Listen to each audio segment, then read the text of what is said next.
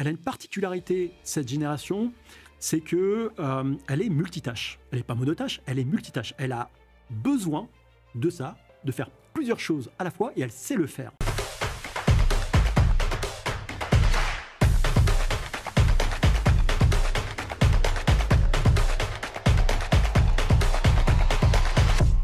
Parlons business et parlons conseil, management, formation, bref, toute la panoplie des ressources humaines. Stéphane Lay, bonjour. Bonjour Gélan, merci de cette invitation. Je vous en prie, vous êtes fondateur et dirigeant du cabinet conseil Les Quatre Piliers. On va parler de votre activité, bien sûr, dans un instant.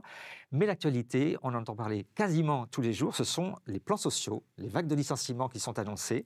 Il va falloir accompagner ces PSE, les plans de sauvegarde de l'emploi ou les ruptures conventionnelles. Et là, vous avez vraiment un rôle à jouer dans votre cabinet.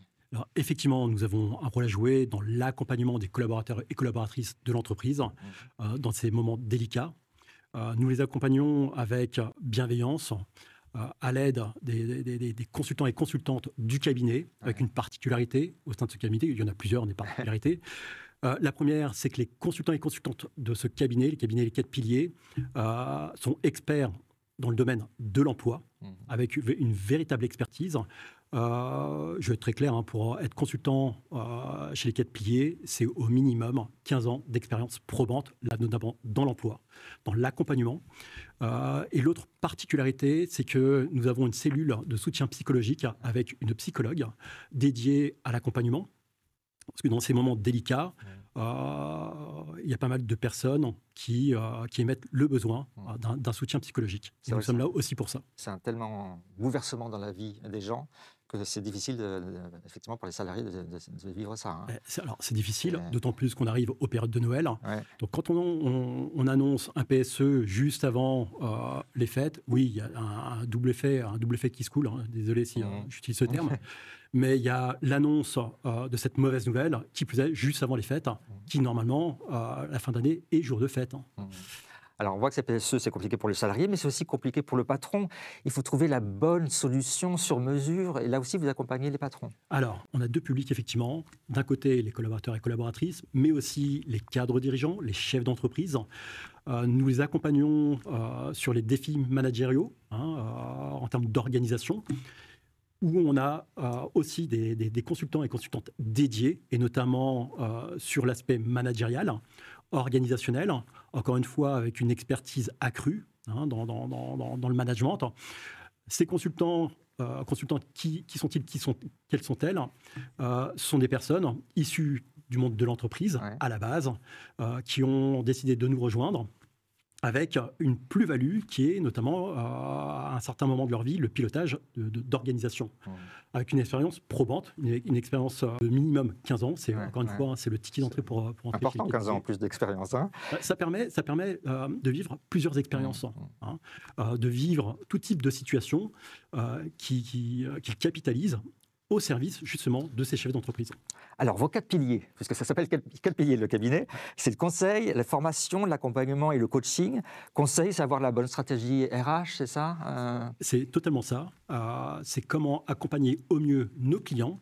Alors, nous, on ne répond pas aux envies, on répond aux besoins des clients. Alors, on répond dans un deuxième temps aux envies, certes, mais avant tout, aux besoins. Quels sont leurs besoins pour être efficients dans leur organisation. Donc, on travaille avec eux et pour eux. Ça prend du temps. En termes d'organisation, justement, ces consultants et consultantes sont passés par là aussi. Voilà, c'est ce qui leur permet de capitaliser et de transmettre. Pour les formations, notamment pour devenir tuteur, c'est intéressant ça? Alors, devenir tuteur. Tuteur, c'est être manager situationnel. Qu'est-ce que ça veut dire, manager situationnel? Je ne suis pas manager hiérarchique. Cependant, quand j'encadre un alternant ou une alternante, j'utilise les 4 styles managériaux qu'utilise tout manager, sauf qu'il y a un ordre défini. Gélan Barré, il est alternant. Stéphane Lay, il est tuteur. Il accompagne Gélan. Et quand Gélan va arriver dans l'entreprise, Gélan va découvrir le monde de l'entreprise.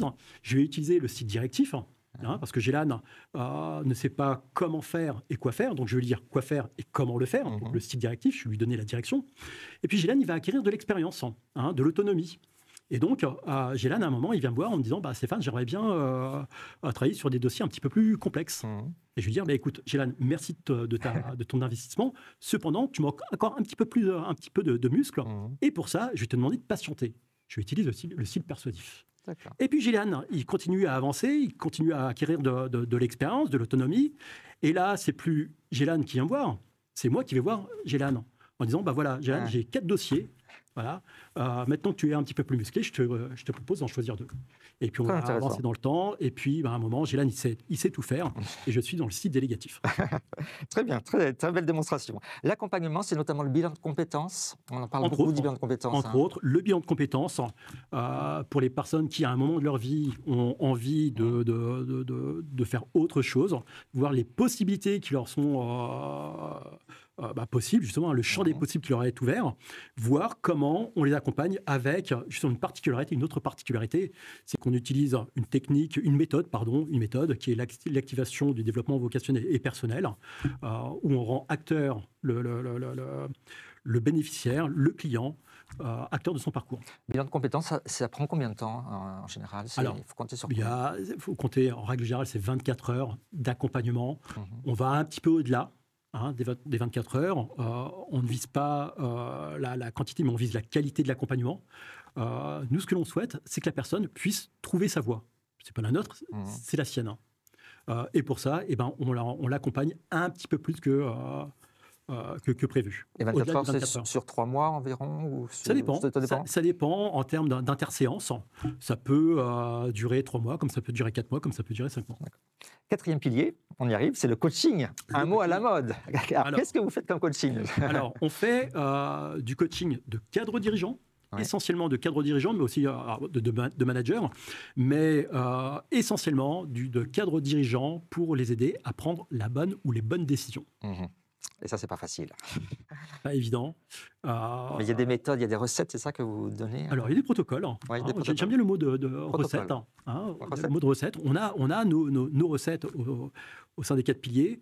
Alors, on a nos recettes parce qu'encore une fois, les consultants dédiés maîtrisent parfaitement l'accompagnement sous forme de coaching. 2 cadres dirigeants, parce que c'est assez particulier, notamment sur les prises de décision, qui ont un véritable impact sur l'organisation. L'organisation, c'est aussi les salariés, les prises de décision qui peuvent parfois être piquantes, donc les accompagner au mieux sur ces prises de décision. Vous pourriez nous donner une idée de tarif justement pour coacher un cadre dirigeant?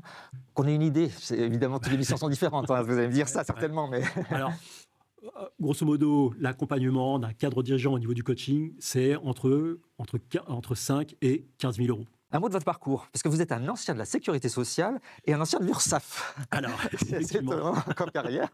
Alors, je suis un ancien de l'URSSAF Île-de-France, mais au niveau global, vous l'avez dit, je suis un ancien de la Sécurité sociale, composé de 4 branches, la branche maladie, la branche famille, la branche vieillesse et la branche recouvrement avec l'URSSAF. Bon, j'ai navigué sur 3 branches, la branche maladie, la branche famille et la branche recouvrement, effectivement, à l'URSSAF, où j'étais notamment au département de la formation professionnelle de l'URSSAF Île-de-France. D'accord, intéressant comme parcours en tout cas.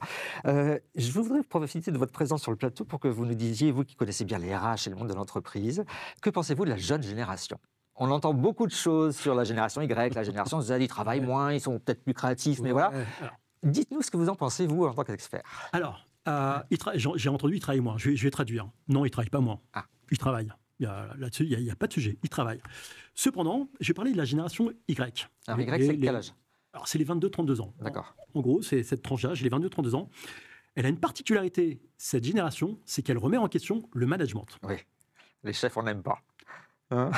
Alors, on n'aime pas. Qu'on aime ou qu'on n'aime pas, en tout cas, va falloir s'y faire.